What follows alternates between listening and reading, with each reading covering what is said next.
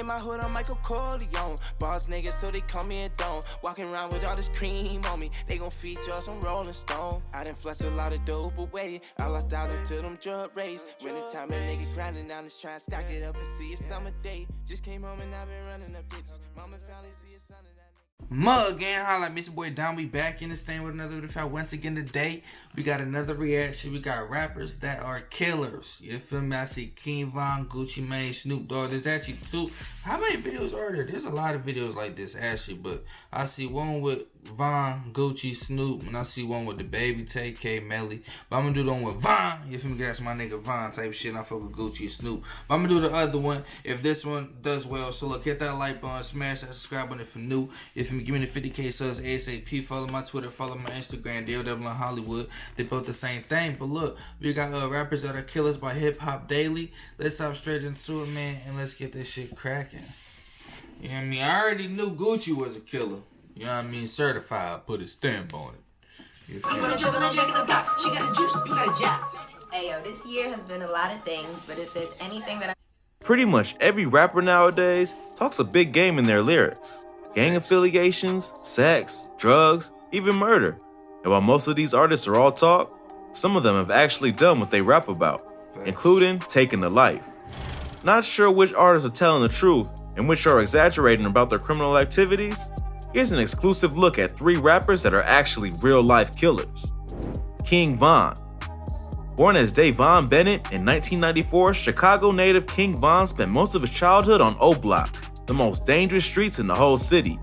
Plagued by gang violence between the Black Disciples and the Gangster Disciples, this block is a hotspot for crime and violence of all types.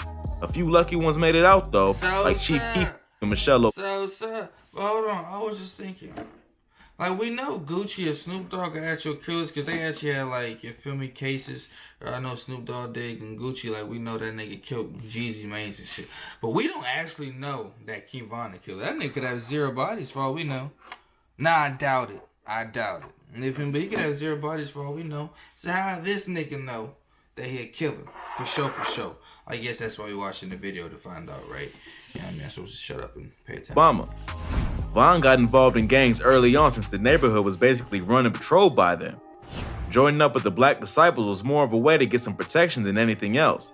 But this gang is widely known as one of the most dangerous and violent street gangs in Chicago. They specialize in gun and drug trafficking, illegal gambling, kidnapping, and yes, even murder. King Vaughn was always in trouble growing up, but as he got older, the charges became more and more serious. By the time he was 19, he was already in over his head when it came to his crimes. In 2014, Vaughn was at a house party with some friends in a nearby neighborhood. One of the guys at the party, Malcolm Stuckey, kept looking over at Vaughn, sizing him up. Who is that? Is that Melly? That wasn't Melly, was it? I don't know. Who was that? This kept happening. That guy shot up in the party throughout the night, with Vaughn saying the man was steady eyeballing him during the party.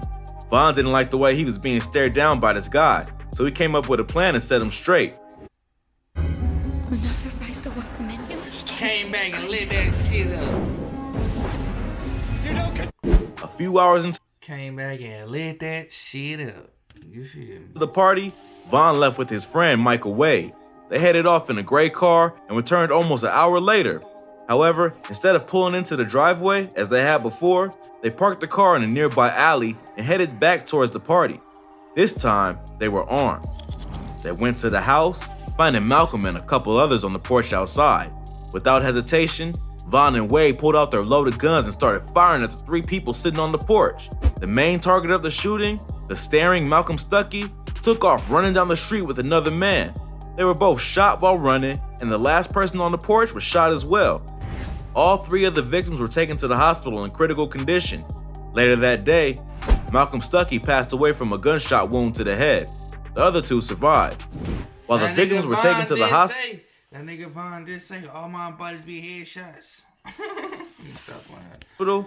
Vaughn and Wade took off in the gray car, but of course, there were tons of witnesses at the party that had seen precisely what had happened and who exactly had done it. It only took a couple of days for them to get arrested. Though both King Vaughn and Michael Wade were armed, Wade was the one that admitted to doing all the shooting. Vaughn kept his mouth shut during interrogation. Still, they were both charged with first-degree murder and attempted murder. Come on now, ain't no way one man did all that damn shooting. You feel me? But hey, alright, nigga. Whatever you say. 3 years later, the trial started, and in 5 days, the jury found Wade guilty. King Von's charges were dropped, and he was a free man. Gucci Mane. Gucci is one of the pioneers of trap rap and has put out a ton of original music, including 72 mixtapes and 13 studio albums. But before he was Gucci, he was Roderick Davis, growing up in Atlanta, getting into trouble as a teenager. Even when his music career started really getting going, he couldn't stay out of trouble.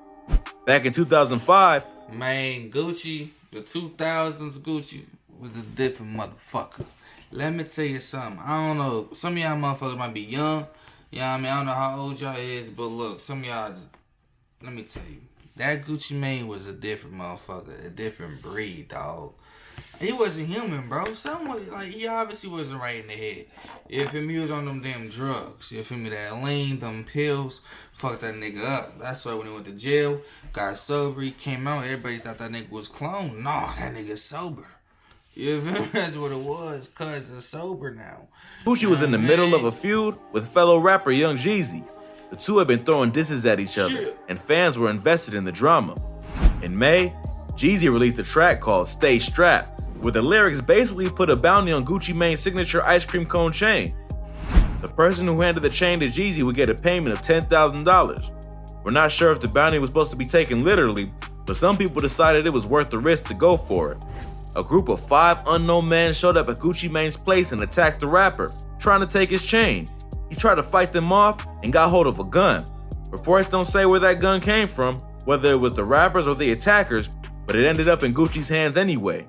He fired off a shot to get them off him and ended up hitting one of the guys, a rapper named Pookie Loc, also known as Henry Clark. He ended up dying at the scene. 3 days later, his body was found behind a nearby middle school and cops were called. Once it was discovered who was shot, it wasn't long before they put out a warrant for Gucci's arrest on a charge of first-degree murder. I ain't even know that. If it's self-defense, why you ain't just call the laws and be like, hey, I popped this fool. He tried coming in, you feel me, coming in the crib.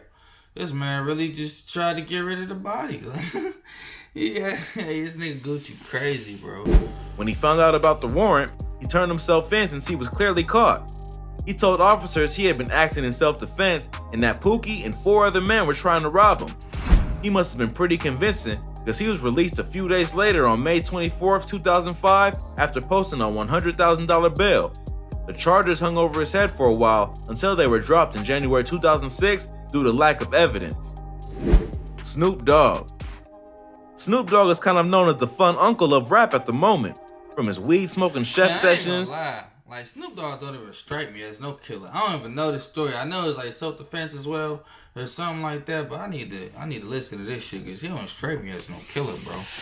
In the kitchen with Martha Stewart, through his youth football league, his popularity has grown with a broader audience more than any other rapper in the industry. He hasn't always been so accessible though, and we forget that he had more of a colorful past than we like to think. He was raised on the streets and had been a hardcore Rolling 20 Crips member since he was a kid. So even though he was in the middle of recording his debut album Doggy Style and trying to get ahead in the growing hip-hop industry, he still found himself in the middle of a major crime that ended up with one man dead. In August of 1993, Snoop had been having some run-ins with rival gang members. After an altercation earlier in the day, Snoop pulled up on a group of rivals as they were eating at a picnic table on the wrong block. Sitting in the Jeep next to him was his bodyguard, Malik. When they pulled up to the group, one of them, Philip Walter Merriam, stood up. In response, Malik stood up in the open-top Jeep, staring Philip down. Feeling intimidated, Philip reached behind him to grab the gun in his waistband. Malik was faster though, and pulled out his own pistol, firing from where he stood. Philip dropped to the ground and Snoop sped away in the Jeep. After a couple of days, Snoop felt too much guilt over the incident and turned himself in, facing charges of first and second-degree murder. Of course, Snoop and Malik claimed they had acted in self-defense. Wait, so Snoop ain't shoot nobody then? This nigga just drove the car. Since Philip was reaching for his own weapon. That weapon was hidden by Philip's friends before the cops arrived, so it wasn't evident that Philip was strapping. Later though, another associate testified that Philip did have a gun and that it was removed to protect him. My name is Tyler Devereaux. I'm inviting you to attend my brand new 2-hour live masterclass. I'm about to show you what. That, plus the police's incompetence when processing the scene, made it an easy decision for the jury to make both Snoop Dogg and the bodyguard were found innocent and were acquitted of all charges. Well, that's all for today. If you enjoyed this video, go ahead and give us a thumbs up and let us know in the comments. Look, there we have it. You know what I mean? We got King Vaughn, Gucci, and Snoop, rappers that are killers. Shout out to who? Whose video is this? Hip Hop Daily. You know what I mean? Look, if you want another video like this, click that like button. You feel me? Let me know down below in the comments. If you look, smash that subscribe button if you're new. Give me the 50K subs ASAP. Look, shout out to Vaughn, RIP to Vaughn. Shout out to Gucci and Snoop. You know what I mean? But look, without further ado, it's your boy Donn. I'm about to check out One Love. Peace out. Yeah.